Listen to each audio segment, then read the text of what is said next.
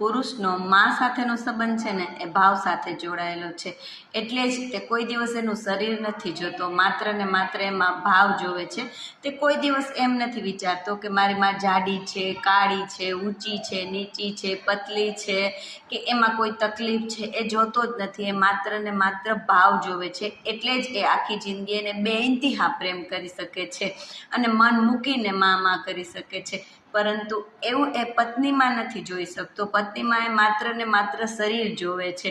જો પત્નીમાં એ ભાવ જોશે ને તો એ ખૂબ ખુશ થશે અને આનંદ પામશે, પરંતુ એ નથી જોઈ શકતો। એમ નથી વિચારતો કે સુંદર શરીર તો પર સ્ત્રીનું પણ હોય છે, પણ એ ઘરે નથી લઈ આવી શકતો।